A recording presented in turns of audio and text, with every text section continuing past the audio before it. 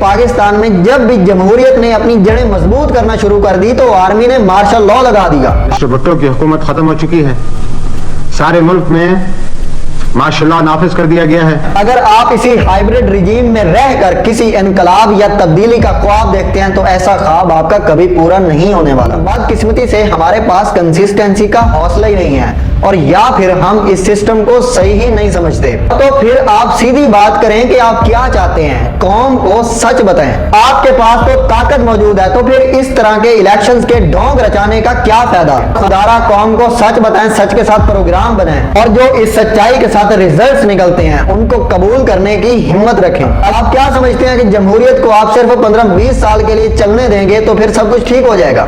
ऐसे कभी भी नहीं होता। एक गलती करके दूसरी गलती करना और फिर और गलतियां करना, ये कहां की अक्लमंदी है? और फिर ऐसे बेवकूफाना एक्सपेरिमेंट अपनी कौम के ऊपर करना कहां की अक्लमंदी है? ये पागलपन है। अपनी कौम को खुदारा कोई मंजिल तो दिखाएं कि अब इस तरह की गलतियां नहीं होंगी। इसकी जमानत हमें कौन देगा? आपने आगे आकर भी देख लिया, पीछे रहकर भी एक्सपेरिमेंट कर लिया। अगर अभी भी आप इस्तगफार करके आगे नहीं बढ़ते तो इस आइन को आग लगा दें, एक एटम बम पूरी कौम के ऊपर फेर दें और कौम का सफाया कर दें। अस्सलाम वालेकुम। 22 दिसंबर 2023 को पाकिस्तान तहरीक इंसाफ से इलेक्शन कमीशन ऑफ पाकिस्तान की जानिब से टेक्निकल बुनियादों पर बल्ले का निशान छीन लिया जाता है, और इसमें यह लॉजिक पेश की जाती है कि पाकिस्तान तहरीक इंसाफ ने अपने इंट्रा पार्टी इलेक्शंस कंडक्ट नहीं करवाए। इसी बुनियाद पर पाकिस्तान तहरीक इंसाफ 2024 के आम इंतखाबात में बल्ले का निशान नहीं रख सकते। हालांकि दोस्तों 8 जून 2022 को पाकिस्तान तहरीक इंसाफ ने अपने इंट्रा पार्टी इलेक्शंस कंडक्ट करवाए थे, लेकिन इसको इलेक्शन कमीशन ऑफ पाकिस्तान की जानिब से तस्लीम नहीं किया गया था। इसमें इलेक्शन कमीशन ऑफ पाकिस्तान का कहना था कि ये इलेक्शंस फ्री एंड फेयर नहीं हुए। इसके अलावा 13 और पार्टीज को इसी तरह का सेम ऑर्डर किया गया था। पाकिस्तान तहरीक इंसाफ के वकील अली जफर का कहना था कि पाकिस्तान तहरीक इंसाफ से उसका बल्ले का निशान छीन लेना यह गैर मुनसिफाना अमल है। अब सवाल यह है दोस्तों कि जो दूसरी पार्टीज के अंदर इसी तरह से इंट्रा पार्टी इलेक्शंस कंडक्ट करवाए जाते हैं, क्या उनकी भी इसी तरह से अकाउंटेबिलिटी होती है? हालात आगे बढ़ते हैं। 8 फरवरी 2024 को इलेक्शन की डेट अनाउंस की जाती है। मुल्क में 90 रोज में आम इंतखाबात से मुतालिक इलेक्शन कमीशन और सदर मुमलिकत के दरमियान 8 फरवरी की तारीख पर इत्तफाक हो गया। इसके बाद 8 फरवरी 2024 को इलेक्शंस होते हैं। पाकिस्तान में इलेक्शंस को समझने के लिए हमें थोड़ा सा हिस्ट्री को टच करना पड़ेगा। तो पाकिस्तान में कितने फ्री एंड फेयर इलेक्शंस होते हैं, पाकिस्तान के इलेक्शंस में कितनी ट्रांसपेरेंसी है। तो दोस्तों पाकिस्तान में इंतखाबात की तारीख धांधली से भरी पड़ी है।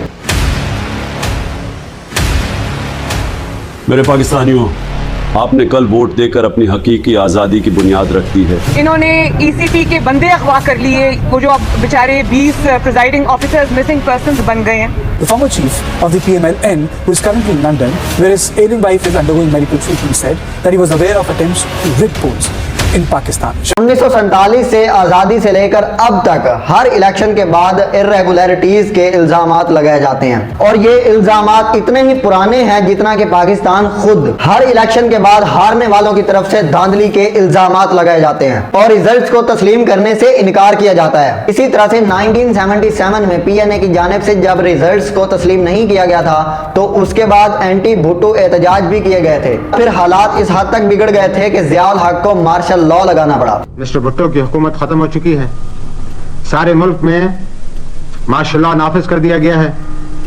कौमी और सूबाई असम्बलियां तोड़ दी गई हैं, सूबाई गवर्नर और वजीर हटा दिए गए। 1977 के इंतखाबात, बेकैदगियों से भरे पोलिंग स्टेशंस, अवाम का गुस्सा, ये एक तवील कहानी का आगाज था। 1990 का अशरा आया तो कई पार्टियों पर इल्जामात लगाए गए कि उन्होंने धांधली की है। अदालतों में केसेस चलते रहे और इसी वजह से सियासी अदम इस्तेहकाम ने अपनी जड़ें मजबूत करना शुरू कर दी। 2013 के इलेक्शंस के बाद भी वोटर लिस्टों की बेतरतीबी पर सवालात उठाए गए। क्या आज भी यही सवाल अहम है? ये सवाल इसलिए भी अहम है कि 2024 के इलेक्शंस एक बार फिर धांधली से घिरे हुए हैं। लोग ये पूछ रहे हैं कि क्या वाकई वोट अवाम के पास मौजूद है या उनके फैसले कहीं और हो रहे हैं। माजी के वाकयात आईने की तरह मौजूदा सूरत हाल को दिखाते हैं। सवाल ये है कि इस आईने को देखकर क्या हम अपना नया मुस्तकबिल बना सकते हैं। 2024 के इलेक्शंस के बाद ये खबर सामने आती है कि जहांगीर तरीन और परवेज खटक जैसे सियासतदानों ने सियासत से किनारा किनारा कशी करने का इरादा कर लिया है। इस खबर को बहुत ज्यादा फैलाया जाता है। इलेक्शंस के बाद जब रिजल्ट्स अनाउंस होने लगते हैं तो आजाद उम्मीदवारों की सीट्स ऐसा ऐसा कम होने लगती हैं और PMLN की सीट्स ज्यादा होने लगती हैं। इस इलेक्शन में सीट्स और काउंटिंग इस तेजी के साथ चेंज हो रहे थे कि पाकिस्तान में ऐसा लग रहा था कि जैसा कि इलेक्शन कमीशन एक इदारा नहीं बल्कि हक खतीब जैसा एक किरदार है। इसका मतलब शुभ करने के साथ ही रिजल्ट चेंज।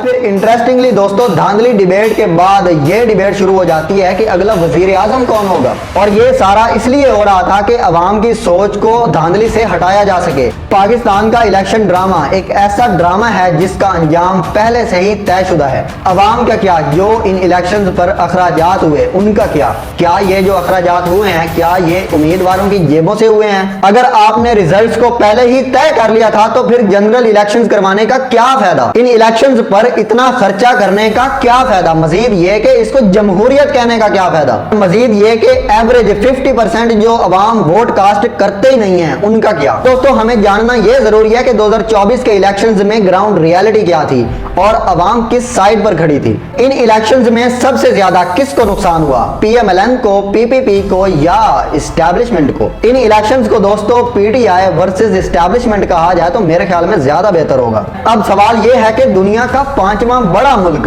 कौन चलाएगा, अवाम या रिवायती सियासत को बरकरार रखने वाले सियासतदान? आइए दोस्तों आज की इस वीडियो में इन तमाम सवालात के जवाब ढूंढने की कोशिश करते हैं। अब दोस्तों वीडियो में आगे बढ़ने से पहले हमें जमहूरियत के कंसेप्ट को समझना पड़ेगा। जमहूरियत एक ऐसा निजाम हुकूमत होता है जिसमें अवाम अपने मुंतखब नुमाइंदों के जरिए या डायरेक्ट हुकूमत साजी में या कानून साजी में अपना किरदार अदा करते हैं। इस सिस्टम में हर बालिग शहरी को वोट का हक हासिल होता है और कानून की नजर में सब बराबर होते हैं। इंसानियत की तारीख में दोस्तों हमें हुक्मरानी के मुख्तलिफ सिस्टम्स मिलते हैं। इसमें एक जमहूरियत का सिस्टम आता है। जमहूरियत की जड़ें हमें कदीम यूनान से मिलती हैं।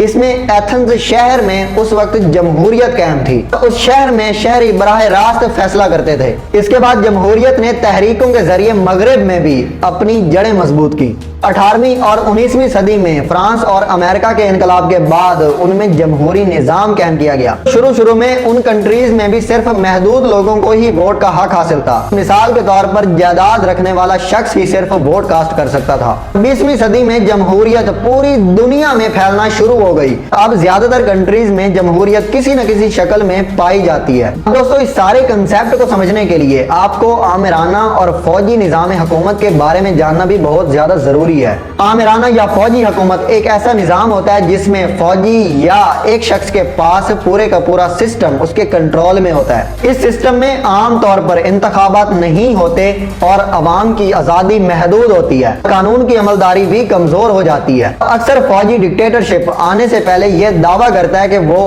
अमन को कायम करने या हालात को बेहतर करने के लिए इक़्तिदार को संभाल रहा है, लेकिन अक्सर ऐसा नहीं होता। अक्सर फौजी हुकूमतें इंसानी हकूक की खिलाफ वर्जियों का इर्तिकाब करती हैं और अपने मुखालिफिन को हमेशा कंट्रोल करके रखते हैं। ये तो आपने जान लिया कि जमहूरियत और आमरीत का सिस्टम क्या होता है। अब दोस्तों जानते हैं कि जो पाकिस्तान आज से दावा करता आ रहा है कि यहाँ पर जमहूरियत मौजूद है, अब इसका एनालिसिस करते हैं कि क्या वाकई यहाँ पर जमहूरियत मौजूद है या नहीं।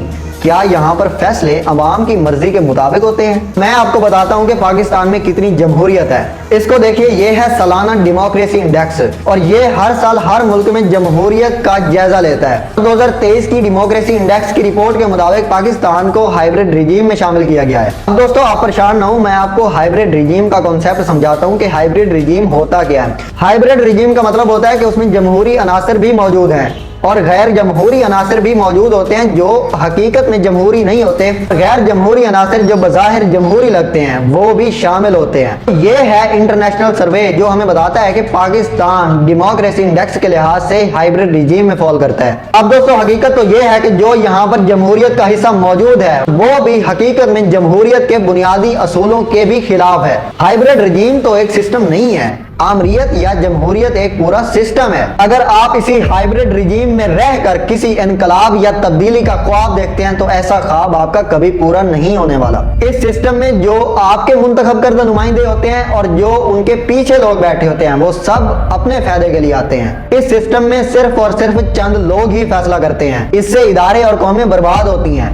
इससे कौमें कभी तरक्की नहीं कर सकती। इसको दोस्तों मैं आपको एक सादा एग्जांपल से समझाता हूँ कि जैसे इंसान को पैदाइश के साथ ही ग्रोथ हार्मोन चाहिए होता है कि वो ग्रो कर सके। अगर दोस्तों इंसान को ग्रोथ हार्मोन भी ना मिले तो वो ग्रो नहीं कर पाएगा। इसी तरह से दोस्तों किसी भी मुल्क में, किसी भी कंट्री में कोई भी सिस्टम को लाने के लिए, उसको स्ट्रॉन्ग करने के लिए उसको टाइम दिया जाता है। जमहूरियत नाम ही इस चीज का है कि उसमें सबको साथ लेके चला जाता है और तब्दीली का रास्ता तदरीज के हवाले कर दिया जाता है। अहदाफ और गोल्स पहले ही मुतय्यन कर लिए जाते हैं और जो ऐसा ऐसा अपनी मंजिल की तरफ बढ़ते हैं। बदकिस्मती से हमारे पास कंसिस्टेंसी का हौसला ही नहीं है और या फिर हम इस सिस्टम को सही ही नहीं समझते। तो फिर आप सीधी बात करें कि आप क्या चाहते हैं, कौम को सच बताएं। आपके पास तो ताकत मौजूद है तो फिर इस तरह के इलेक्शंस के ढोंग रचाने का क्या फायदा। अगर आप इस तरह से करते रहेंगे तो सब कुछ ही बर्बाद होगा। और सबसे पहले बुनियादी बात यह है कि इंसानी जिंदगी को सच्चाई पर इस्तवार होना चाहिए। खुदारा कौम को सच बताएं, सच के साथ प्रोग्राम बनाएं और जो इस सच्चाई के साथ रिजल्ट्स निकलते हैं उनको कबूल करने की हिम्मत रखें। अगर आप ये नहीं करेंगे तो इस तरह की फरेबकारियां हर चीज को अपने साथ बहा ले जाएंगी। जो एक बार सिस्टम बन गया है तो खुदारा उस सिस्टम को एक बार चलने दे। आप तारीख उठाकर देख लें कि पाकिस्तान में जब भी जमहूरियत ने अपनी जड़ें मजबूत करना शुरू कर दी तो आर्मी ने मार्शल लॉ लगा दिया। आप क्या समझते हैं कि जमहूरियत को आप सिर्फ 15-20 साल के लिए चलने देंगे तो फिर सब कुछ ठीक हो जाएगा? ऐसे कभी भी नहीं होता। हाँ बिल्कुल, इसमें पहले बहुत ज्यादा खराबियां होती हैं। आप जब एक सिस्टम को चलने ही नहीं देंगे तो फिर उसमें कैसे तब्दीली आ सकती है। और जो जमहूरियत होती है वो अवाम की फलाह का रास्ता खुद ब खुद निकाल देती है। लेकिन आप जब इस सिस्टम को चलने ही नहीं देंगे तो फिर आप एक अच्छा होने की उम्मीद कैसे रख सकते हैं। हाँ बिल्कुल, इंसान से गलतियां हो जाती हैं, लेकिन एक गलती करके दूसरी गलती करना और फिर और गलतियां करना, ये कहाँ की अक्लमंदी है। और फिर ऐसे बेवकूफाना एक्सपेरिमेंट अपनी कौम के ऊपर करना कहाँ की अक्लमंदी है, ये पागलपन है। अपनी कौम को खुदारा कोई मंजिल तो दिखाएं कि अब इस तरह की गलतियां नहीं होंगी। इसकी जमानत हमें कौन देगा। आपने पूरी कौम को ट्रक की बत्ती के पीछे लगा दिया है और पूरी कौम का आपने तमाशा बनाकर रख दिया। आपने आगे आकर भी देख लिया, आप पीछे रहकर भी एक्सपेरिमेंट कर लिया। अगर अभी भी आप इस्तगफार करके आगे नहीं बढ़ते तो इस आइन को आग लगा दें, एक एटम बम पूरी कौम के ऊपर फेर दें और कौम का सफाया कर दें। इस वक्त जो पाकिस्तान के अंदर सिस्टम मौजूद है इससे अच्छा तो आमरीयत का सिस्टम होता है। और मैं ये नहीं कह रहा कि पाकिस्तान में आमरीयत आ जाए, लेकिन आमरीयत एक पूरा निजाम हुकूमत होता है। आप हिस्ट्री में देख लें, बहुत से अच्छे बादशाह भी गुजरे हैं। कहने का मकसद ये है कि कोई भी निजाम हुकूमत जो होता है वो अपना एक मैकेनिज्म रखता है। हर सिस्टम के पास अपना एक ऐसा मैकेनिज्म मौजूद होता है जो अपने आप को अपडेट करके अपने आप को ठीक कर देता है। अब मैं आपसे पूछता हूँ कि क्या कभी पाकिस्तान में जमहूरियत आई है?